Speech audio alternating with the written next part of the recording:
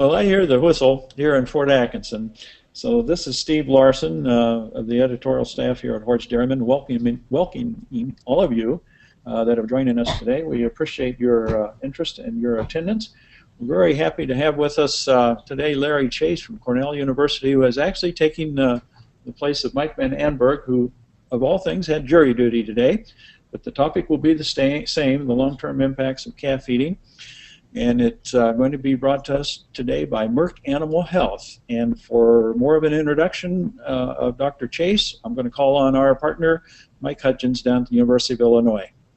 Well, Steve, thank you very much. I'm excited to introduce our instructor for the day, Dr. Larry Chase. Dr. Chase received his PhD degree at Penn State University. And Larry, I think you're an Ohio native, if my memory is correct. I've had the honor to work with Larry just about annually every year at the American Association of Bovine Practitioners, putting on a dairy webinar, I should say webinar, a dairy class for 3 days. So we've been doing that for a number of years as well. Larry has a very active extension and research program up at Cornell University, and is past president of ARPAS at this point, and is very heavily involved in their farm management, both teaching and extension program. So Larry, we're very pleased and excited to have you on board, and we will turn the microphone over to you and let you lead us through this presentation. Welcome, Dr. Larry Chase. Okay. So we have the opening slide that was put together by Mike Van Anberg, and you can see the other people involved. Fernando Soberon's a graduate student, Emiliano's wrapped around as a student. Jason Karsis works at our Pro Dairy, and Bob Everett was a geneticist involved in putting some of this together. And basically today we're going to do a quick introduction, then look a little bit about colostrum, and then look on the nutrient requirements of dairy calves, how they change as we want different levels of expected average daily gain, and then look at some recent data on pre-weaning nutrition, future productivity. I think all of us are aware that colostrum is the foundation for functional change in our dairy animals, and that when the animal's born, they need the IgGs and the IGFs in colostrum to get that immunity. But I think the important thing on this slide are the 6 or 7 things at the bottom, fatty acids. These are things in colostrum that we haven't always thought about. We always zero in on the IGs and the immune system, and that's very important. But I think these other aspects are ones that are having more impact and gaining information to better understand how colostrum really impacts long-term health and productivity in calves.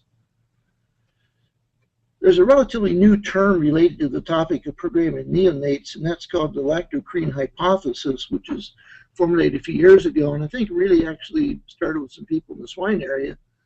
But it basically says that the programming that young animal gets through the dam extends throughout the uterine environment through the ingestion of milk-borne factors, and includes a lot of those things that were on that previous slide. Colostrum is one of these factors. And there is some work in swine showing that the relaxin from the milk stimulates development and differentiation of the uterus of the offspring, mediates the effect of estrogen, and differentiates stroma proliferation. So there's a lot of interactions here of colostrum, the compounds, other than just the immunoglobulin status. There was a field study done in Western New York when Agway still had their contract heifer raising facilities, and they used 400 calves and fed 3 different milk replacers at 2 different levels of intake.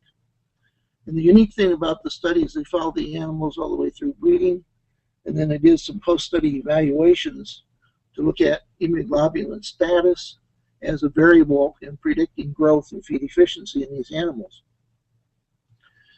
The interesting thing they found was calves that had poor transfer, or failure of passive transfer, low levels of plasma protein, had about 50% less feed efficiency, converting feed to body gain.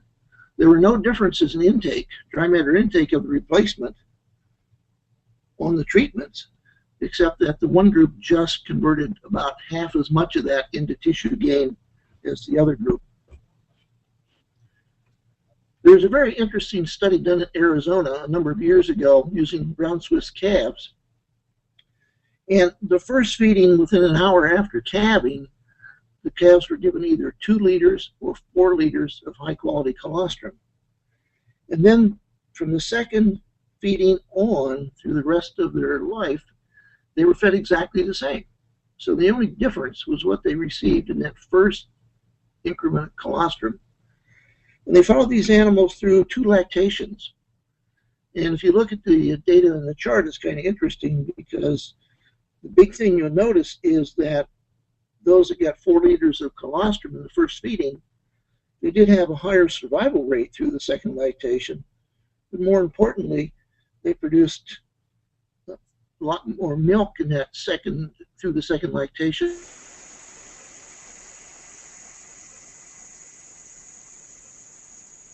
About 13% of the ones that received 2 liters of colostrum. And so again, it's beginning to say there's something in colostrum that has a longer-term effect on these animals other than just the immunoglobulin levels and the immunity that the animals are receiving. Another study took a look at the sources of using one of the colostrum replacement products and what that did in terms of feed efficiency. And so calves were fed either colostrum or a product derived from serum and looked at differences in feed efficiency. There were no differences in immunoglobulin status, which you would expect because the colostrum replacer should give high levels of immunoglobulins to the animal. However, when you look at the difference between the 2 groups, you note that those that got colostrum had a higher feed efficiency than the groups that did not got colostrum replacement. And so again, even though the IgGs were similar, there's something else in colostrum that was having an impact on the use of those nutrients in the animal, converting feed into body tissue. Some current work that Fernando Soberon just completed with Mike in the first hour after birth. Then the calves were split. Half of the calves on each colostrum treatment went to either ad libitum feeding or to a restricted feeding. They were all commingled in a pen and fed through an automatic feeder. So they had daily intakes of milk replacer, weekly measurements of body weight, hip heights, and took weekly blood samples. We're not going to look at all of that data. It's just some of the key points. The next slide Mike put together is probably a little bit busy, but I think if we do so, they're outlined or colored in yellow, it'll help us zero in. To explain the treatments, HH means high colostrum at the first feeding and high levels of milk replacer after that. High-low is high levels of colostrum on restricted feeding after that. Low-high is the 2-liter colostrum with a high level of milk replacer, and low-low is the low colostrum 2 liters and restricted milk replacer. So that's sort of the setup for the trial design. If we look at some of the important results, if you look at the weaning weight, you'll note that those on the high colostrum, high milk replacer treatment did have significantly higher weaning weights than the animals in the other treatments. And it's interesting also that those that got the 2 liters of colostrum and then went on the high level of milk replacer also had a very weaning weight higher than either of the other 2 treatments. You can see a similar trends there for average daily gain pre-weaning, average daily gain from birth to 80 days. And you'll see also that total milk replacer intake was a little bit higher in those on the HH treatment, about 98 pounds versus 90 for the others. And so again, it's saying there's something going on here where we're getting some benefit from some higher levels of the colostrum, the milk replacer, and converting some of that feed into tissue and getting some improvements in feed efficiency. So the simple take-home at this point on colostrum, to summarize it, is we think there are some compounds in colostrum that are impacting pre- and post-weaning feed efficiency by maybe 12 to 50%. Even though these compounds aren't totally identified, there seems to be enough evidence that there's something new there that's having this impact. We know that regulation of feed intake or satiety is most likely influenced by the colostrum post-weaning, and the combination of the two effects seems to carry through for the life of the animal. And there is some data from pigs again suggesting the possibility that other developmental functions in the animal are affected by colostrum, such as in the case of swine, reproduction. So again, colostrum is important to give us the IgGs for immunity, but it looks like there's some other things that may be equally or more important when we look at total performance, growth, life, milk production of the animal. So as you look at a calf program, I think everybody should probably set their own goals for a program. These are ones that Mike was suggesting, that by the time you wean the calf, in this case they use 56 days, other people wean at different days, the goal would be to at least double the birth weight of the animal. And some calf growers are doing much better than that. Mortality less than 5, and again, many people are down to that 1 or 2. Morbidity, treatments less than 10. A lot of herds are much lower than that. And the reason we do this is try to capture feed efficiency in early life. Converting nutrients to tissue is when the early calf is most efficient in making that conversion. As they get older, the efficiency drops. We can get the breeding weight at an earlier age. Potentially we can reduce age at first calving if we breed those animals earlier. Potential for higher levels of internal herd growth, so we get more calves per year available to come into the herd, either to replace animals, or expand the herd, or provide cash sales. And there's a potential here that there will be improvements in increased milk yield and or herd life of these animals if we follow these type programs through. This is just a chart that Mike Van Amberg and Jim Drakely put together, looking at calves in a thermal nutrient environment that weigh 100 pounds. And on the left, you can see the target rate of gain. And the important thing is, as you want a higher rate of gain in pounds per day, obviously in the middle you need more dry matter intake to get that, to provide the energy. And then on the far right column, the crude protein that needs to be there as percent of dry matter, you can see that jumps up to in the high 20s when we get up to these gains of 1.3 to 2.2 pounds per day. So it's saying that if we're going to achieve these, we need not only the higher levels of intake, but a greater concentration of the energy and protein in the ration to get the job done for these calves. So what's the effects of the neonatal nutrition on productivity of the animal? More data is becoming available showing relationships, that this early period of nutrient intake has long-term impacts on the animal. We don't understand all the mechanisms. Perspective is this probably related to something relative to protein synthesis in this early phase of growth when they're very efficient at converting feed into tissue. And this may cause us to think differently about how we develop programs and consider factors such as epigenetics and programming in our overall calf program. There have been a number of studies that have looked at the milk responses in at least the first lactation by different levels of milk feeding. And on this chart, you can see there's 3 studies represented where they fed either a gallon of milk or between 1.6 and 2.3 gallons of milk. And you'll note that the average of these 3 studies, there was about 1,700 pounds more milk produced by these animals that got the higher level of milk in that early milk feeding period. So that's a very significant improvement in terms of milk production from some additional nutrients provided in that milk feeding phase. There was a study done at the University of Illinois by Jim Drakely and co-workers that looked at feeding either 1.25 or 2.2 pounds of dry matter from milk replacer per day in the first 42 days.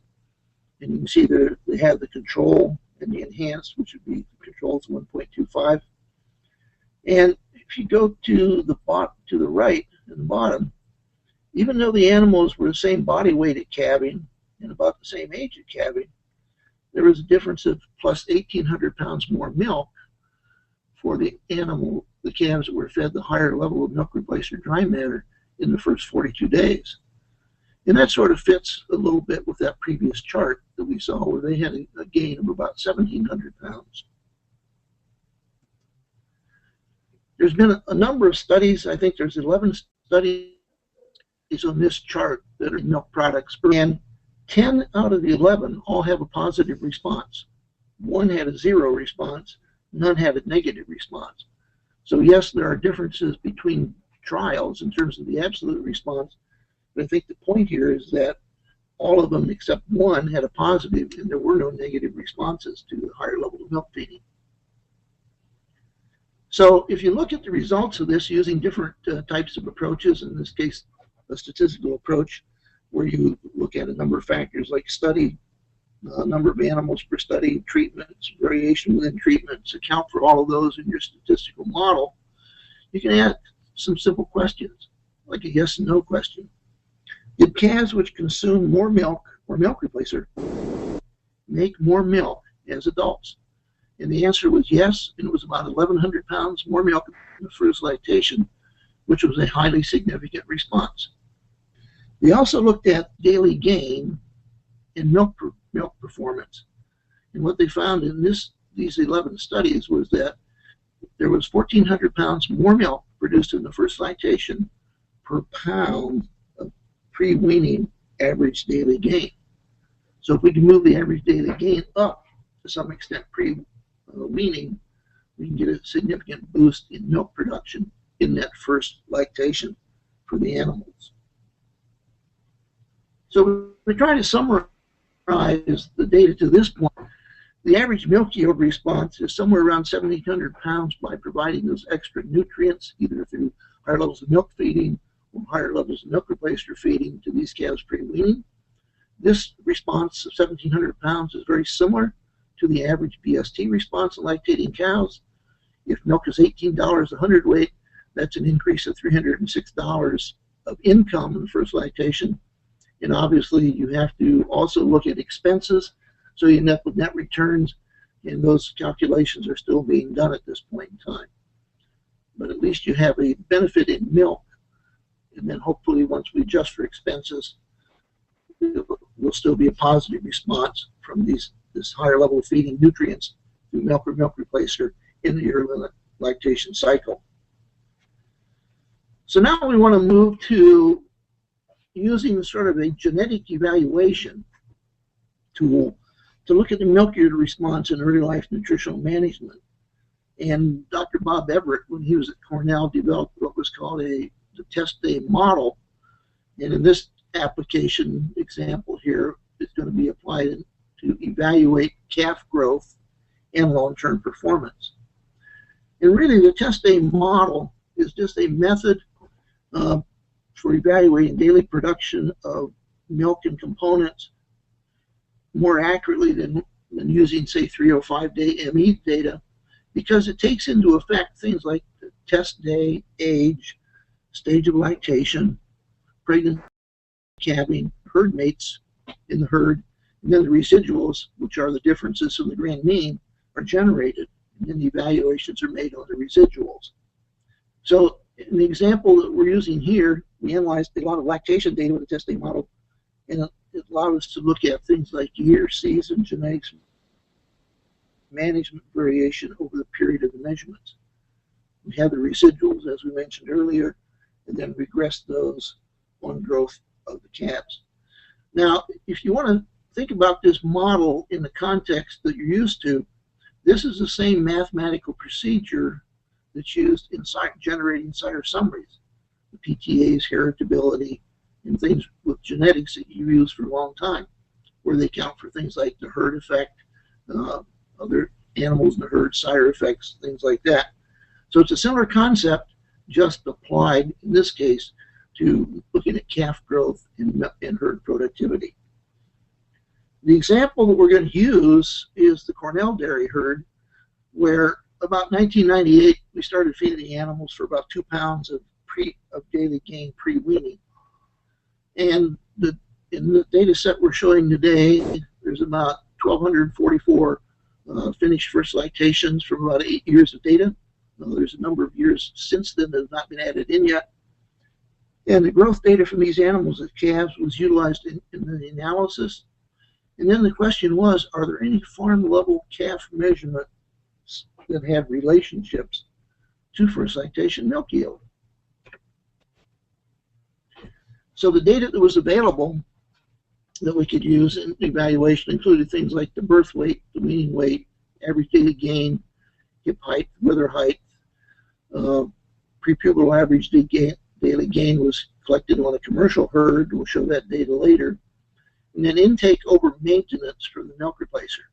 So we calculated the amount of milk replacer the animals needed for maintenance and then calculated energy. So the interesting thing is these animals were all fed and housed and managed in the same way, and that's the spread we found in these individual animals in this data set.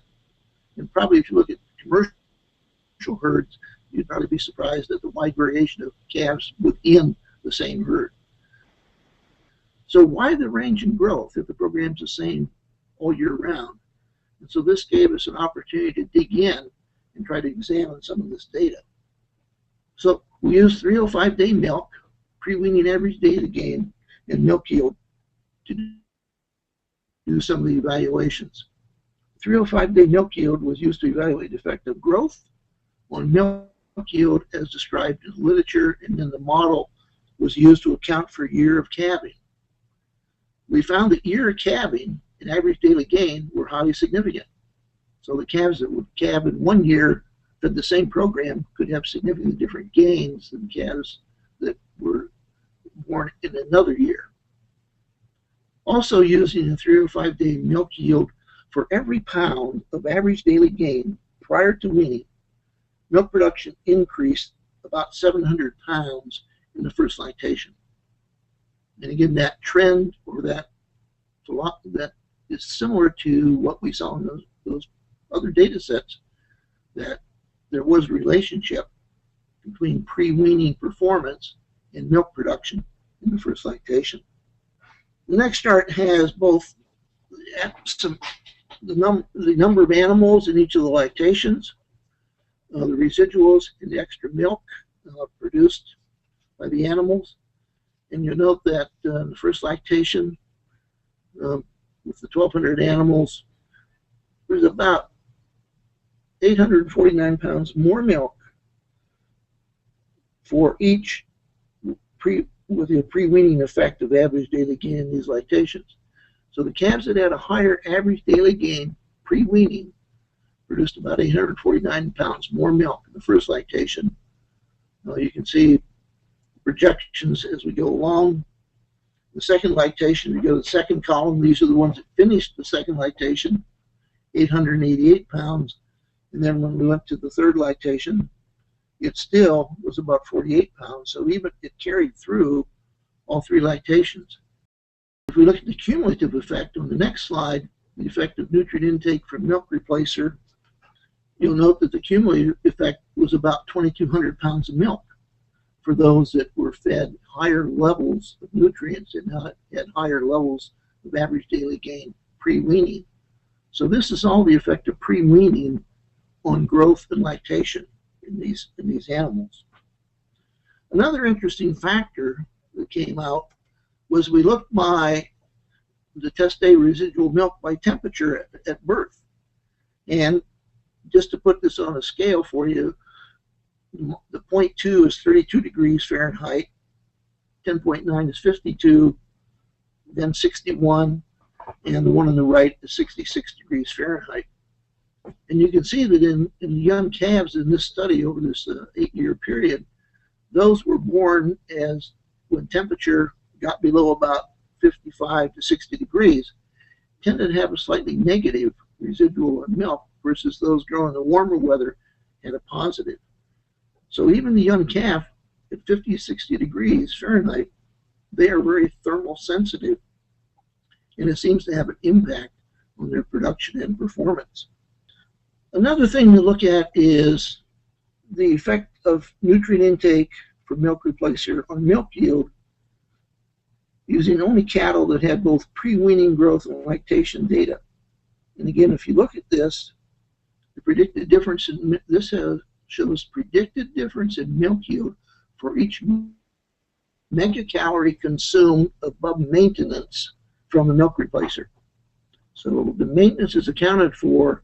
This is saying each megacal over maintenance was about 500 pounds of milk in the first lactation and about 1,990 pounds of milk cumulative over the first 3. So again, showing that more nutrients in pre-weaning, where you have more nutrients available for the animal to grow and develop, provide tissue, had a long-term benefit in terms of milk production in these animals carried over through the first 3 lactations. If we look at the effect of pre-weaning daily gain on milk yield, in this evaluation, 22% of the variation in first lactation milk yield was explained by pre-weaning growth rate up to 42 days of age. So almost a quarter of the difference in milk yield between animals was related back to how they grew before weaning, in this case between 42 and 49 days of age. So again, showing the importance of this early phase feeding, pre-weaning these animals on long-term productivity of the animals. So what does this all mean? That the effective growth rate and thus nutrient intake prior to weaning had a more direct and significant effect on milk production than did genetic selection.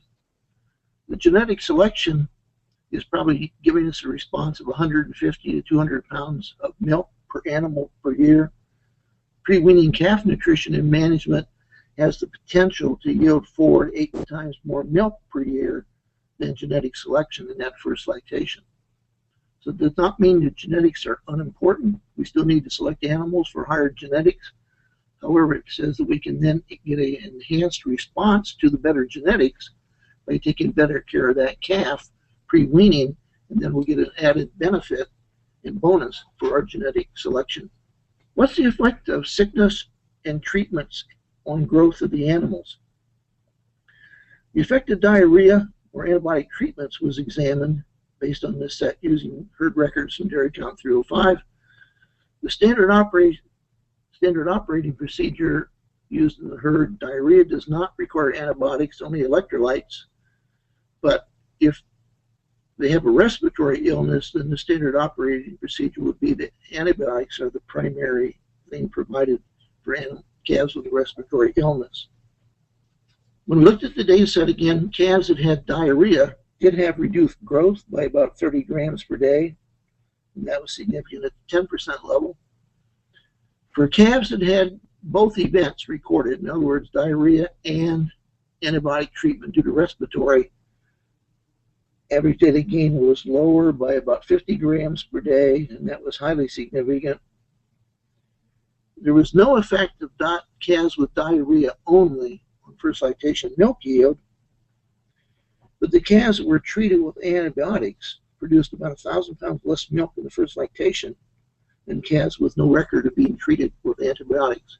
So that would represent the response to the respiratory situation in these animals.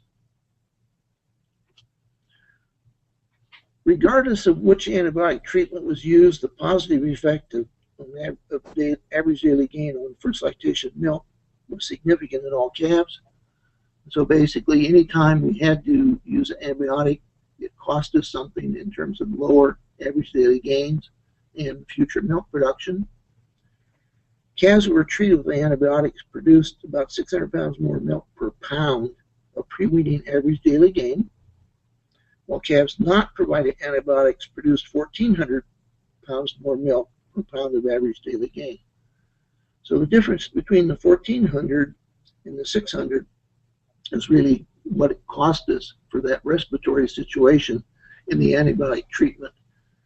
So we got a response, even in the ones treated with antibiotics, they did get more milk in first lactation if we could get higher average daily gains, but we did not get as much milk as those that were not treated. There was also an opportunity to look at data from a commercial dairy herd in northern New York, where they had a fair amount of data, and they were able to run the test day model using their data also to see how does this look in other herds other than just one herd. And you'll see that the third column from the left says predicted difference in milk yield per pound of pre-weaning average daily gain. And again, you'll see in the first lactation animals, they gain about 1,000 pounds of milk if they could get a higher pre-weaning average daily gain. And if you summarize the first through third lactations, it was about 1,286 pounds of milk in this particular herd. Now you note that the first through third is not statistically significant. The first lactation was significant. On the right, there's a column that says predicted difference in milk yield per pound of average daily gain from weaning to breeding. So weaning to breeding. And again, this was highly significant in terms of either the first lactation or the sum over the first three. You can see that over the three lactations, the predicted difference in milk yield for each pound of average daily gain from weaning to breeding ended up to be a cumulative factor of about 4,200 pounds of milk. So the question is, what about economics? And Mike Overton at the University of Georgia did some economic comparisons of conventional intensive heifer raising programs, and using the newer feed prices, used the value of $250 for a calf, 8% interest on money, and used $18 for milk price in his calculations. Obviously, anytime the prices would shift, then you'd have to rerun the calculations, but these are the base prices used in this example. So we have the conventional system, and you can see that when you get done, the total cost of rearing a heifer, including interest, initial value, and reproductive calls, was about $2,163 with an average cost of $2.88 per calf per day. Under the accelerated system, the total cost was about $2,111 with an average cost of $3.16 per day. However, since the ones in the accelerated system calved a little bit earlier, you can see they calved about two to 3 months earlier, there was some additional milk income that could be added in as an income stream on the calves in the accelerated system. And so when you look at the total net cost of the heifers, it was $2,163 for the conventional system calves, $1,932 for the accelerated system. So even though they had a higher feed cost in the accelerated system, they calved earlier and had some milk income to help counterbalance that higher feed cost. So the advantage for the accelerated animals was about $231. So it was about $231 less at the end of the first lactation for these animals on the accelerated because of the earlier calving. So if you look at these, using again these prices, you can see the different components. Feed costs were obviously higher on the conventional, on the intensive system. Labor, the other costs, labor, health, interest, were slightly lower on the intensive system.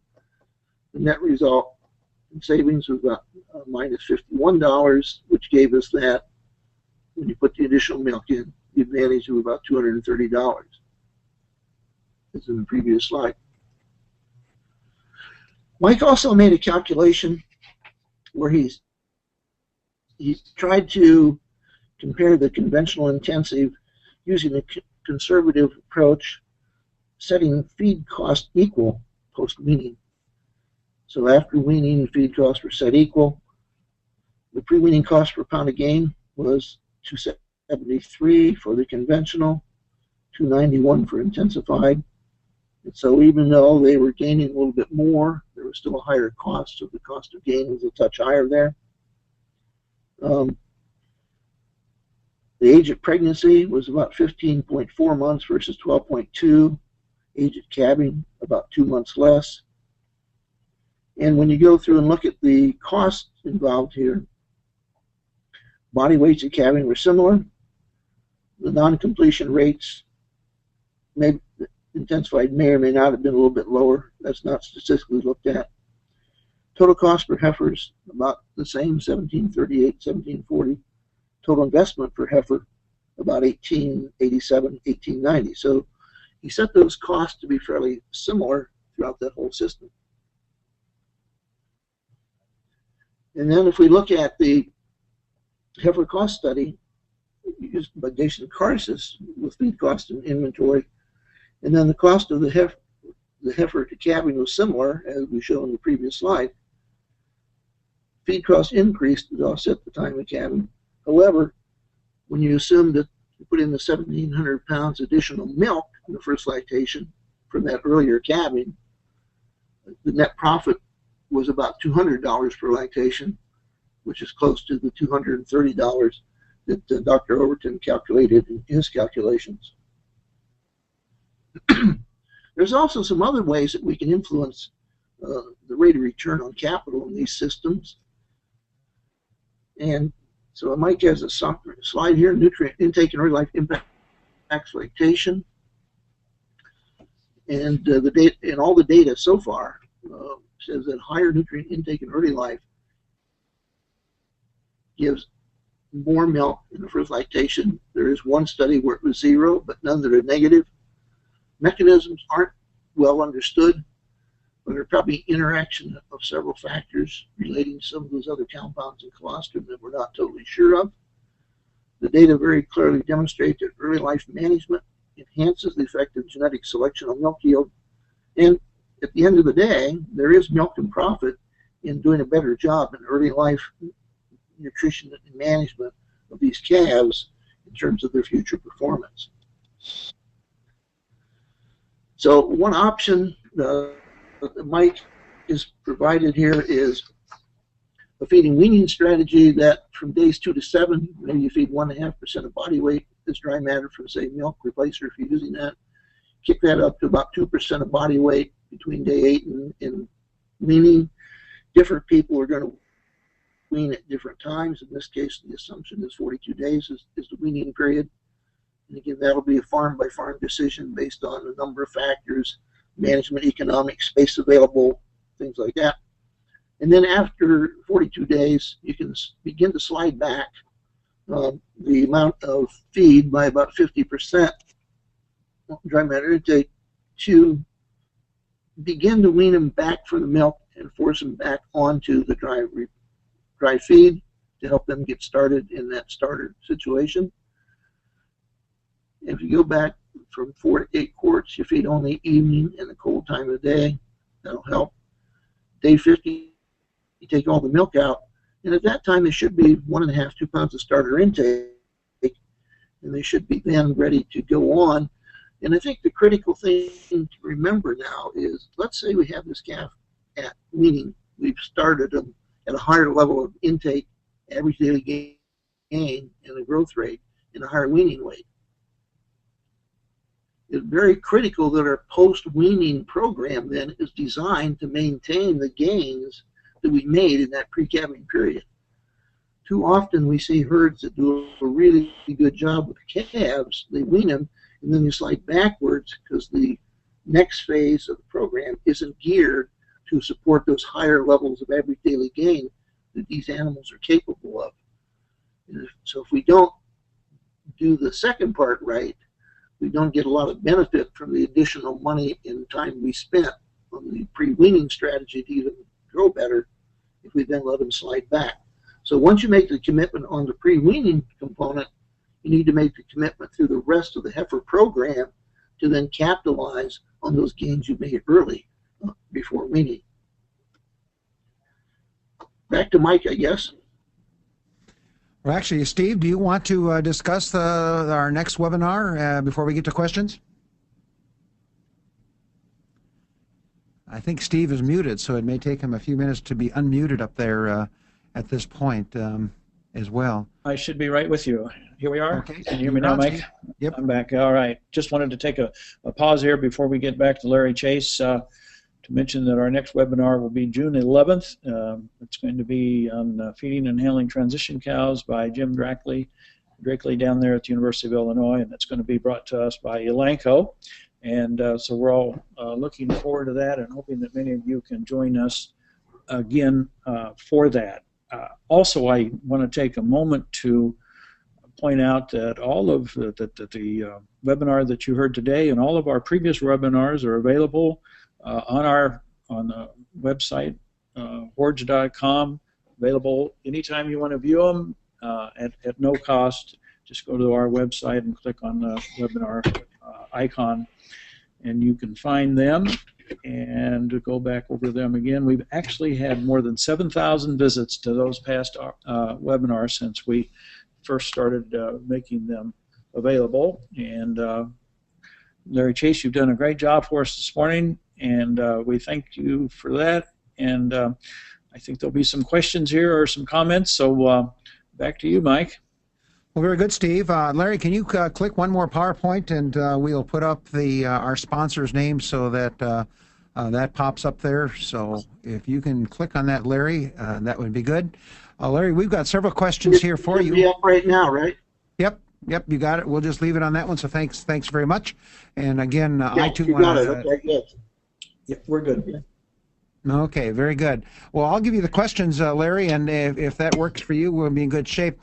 One of the questions I think is partially answered. They wanted to know what would be the optimal amounts of whole milk or milk replacer, and I think your last PowerPoint did it. Should that be changed a little bit, though, due to such things as birth weight and the weather, temperature of the calves? In other words, that summary slide that you had shared with us?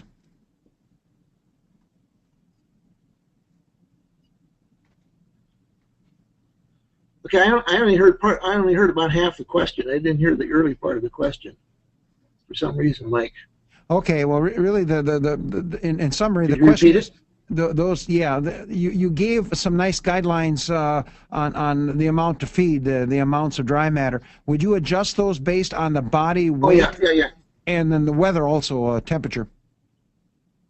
Yeah, there's a whole other set of slides that both Mike Van Emberg and Jim Drakely put together that tell you as temperature gets colder, for example, how much additional milk replacer you have to feed to account for the additional maintenance, and that can be up to 10-20% very easily, because the higher maintenance requirement as the animal gets colder. And those charts are out there.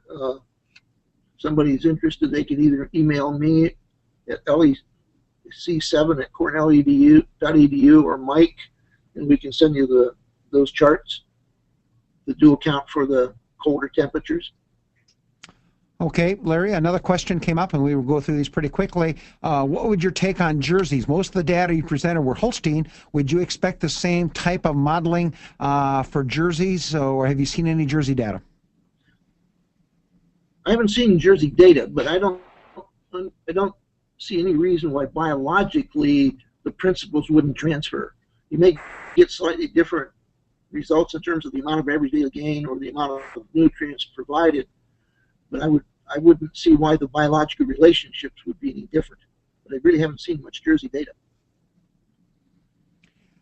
You refer to both milk and milk replacer. Another question is, do you have a preference using a whole milk versus milk replacer, giving if you got the same dry matter intakes on the calves?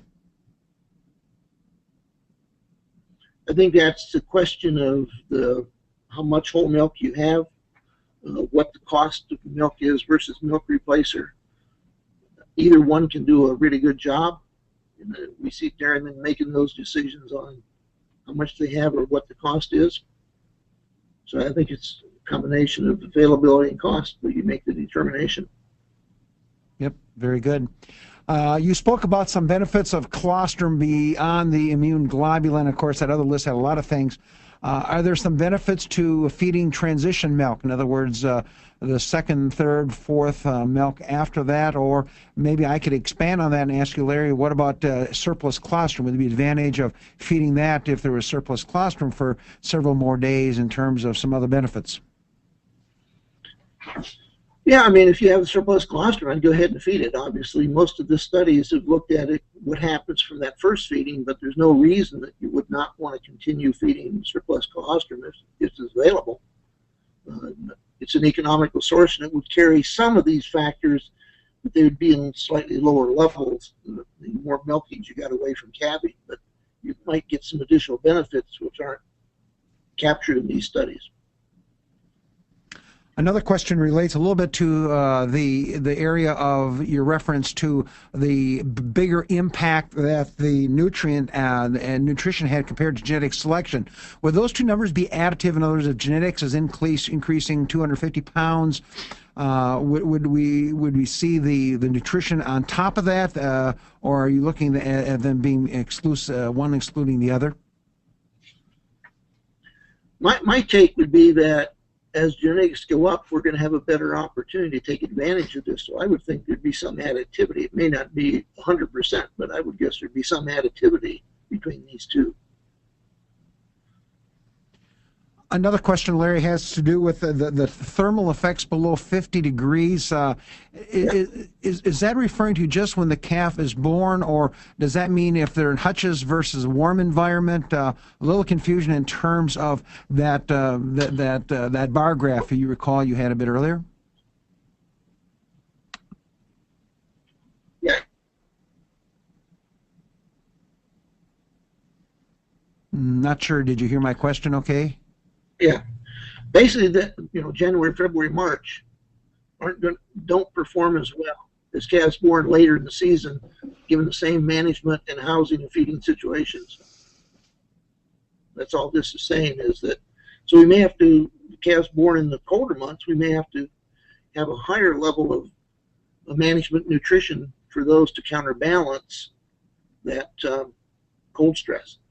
Okay, so it is environmental stress, and not just because the calf I think is the born. interesting thing is the cold stress. Yeah, I think the interesting thing is that stress starts somewhere between 50 and 60 degrees. To me, that's something a lot of us haven't thought about. How sensitive that young calf is to what we would call. Yep. Larry, this is Steve Larson. Along that same line, a lot of times we hear recommendations that, especially during the very colder months of the year, that calves be fed 3 times. Is there anything in the data that addresses the frequency of feeding other than just the amount of additional dry matter for calves during periods of cold stress? Do you think that the number of times of feeding is a part of this performance at all beyond just that extra nutrient needed for maintenance during severe weather? Well, the data we're using here you can't sort that out, but I would, a lot of people I think are shifting to maybe going to 3 in the colder months. I think they feel maybe get a little bit more in the calf that way, and it spreads it out a little bit so it's not so much slug feeding, but I'm not sure how much data there is out there to quantify that benefit, but it might make some sense. Larry, was some of the Cornell data, I thought I picked that up on that, were used the automated calf feeding system. Is that correct, or were they all fed as back to Steve's comment? Well, just only the recent study from Francisco, only that current work from Francisco Soberon showed the high colostrum, high feeding post. That was the only one that had the computer feeders. All the other data was just conventional calf milk replacer feeding. Would you care to speculate these feeders now that it kind of builds on Steve's comment, 4 to 6 feedings a day, so that they're getting smaller amounts? Would that have actually enhanced, do you think, this response? Would have any impact in some of our earlier data? Do we have to repeat some of this data when we look at this new delivery system, which is coming on pretty fast here, at least in Illinois? Yeah. Well, again, I think you're just speculating at this point, but a lot of times I think for animals, if we can get more uniformity of intake and less peaks and valleys, I think at the end of the day we're going to be ahead, but there's really no data I'm aware of that would let us put any quantification or numbers on that. So at some point, I'm sure that'll be an experiment that somebody's going to be doing with these computer feeders. Well, we got some more questions coming in here. Do you have a preference on a bucket feeding versus a nipple feeding for the milk or milk replacer product?